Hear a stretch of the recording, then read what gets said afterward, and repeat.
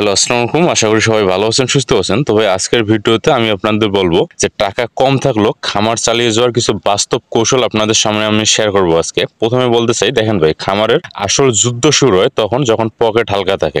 টাকা পয়সা কম থাকলে অনেকে ভাবে আরে বাদ দে, খামার বন্ধ করে দেয়, কিন্তু আসলে একটু বুদ্ধি খাটাইলে কম টাকাও খামার চালানো যায়। প্রথমে কাজ হলো খামারের একটা ভাই পরিষ্কার হিসেব করা। প্রতিদিন কত টাকা খাবারে যায়, কত টাকা ওষুধে, কত টাকা বিদ্যুৎ বা শ্রমিকের পিছনে, এইসব লিখে ফেলতে হবে। আমরা গ্রামের মানুষ অনেক সময় মোটামুটি আন্দাজে চালাই, কিন্তু ভাই আন্দাজ দিয়ে খামার চলে না।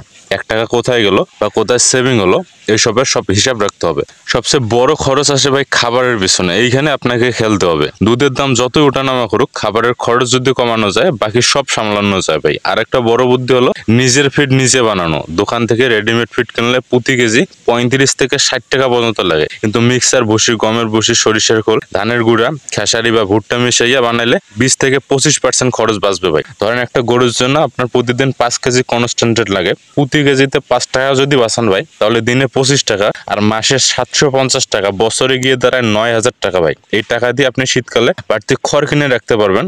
আর একটা বড় কথা হলো ভাই, পাইকারের উপর পুরো ভরসা রাখবেন না। নিজের 5-10 জন ফিক্সড ক্রেতা বানান যারা সরাসরি খামার থেকে দুধ নেবে। এতে দুধের দাম 5 থেকে 10 টাকা বেশি পাবেন, হাতে টাকা তাড়াতাড়িও আসবে। শুরুতে আত্মীয় স্বজন বা পরিচিতদের দিয়ে শুরু করতে পারেন, পরে ভালো মানের দুধ দিয়ে নতুন ক্রেতা যোগ করতে পারেন। রোগ হলে ভাই পকেট খালি হয়ে যায়, তাই রোগ হইতেই দিবেন না ভাই। বছরের সময় মতো টিকা দিন, যেমন FMD, LSD।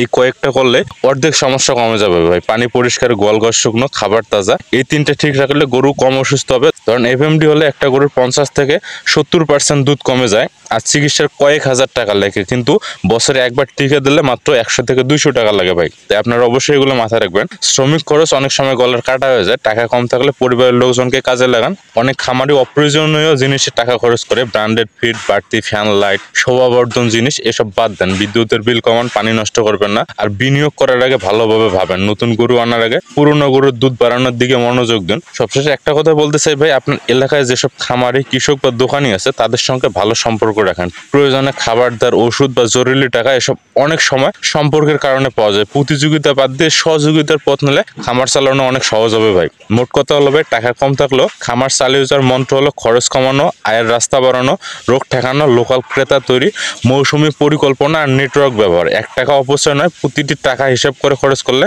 পকেট হালকা থাকলেও খামার টিকে যাবে। আর একটু সময় দিলে ধীরে ধীরে বড় হবে ভাই। তা আপনারা অবশ্যই এই বিষয়গুলো মাথায় রাখবেন এবং সেই অনুযায়ী কাজ করবেন, তাহলে ইনশাল্লাহ একটা ভালো রেজাল্ট হবে। সবাই ভালো থাকবেন, সুস্থ থাকবেন। দেখা হবে আগামী ভিডিওতে নতুন কোনো জিনিস নিয়ে। সে পর্যন্ত আল্লাহ হাফেজ।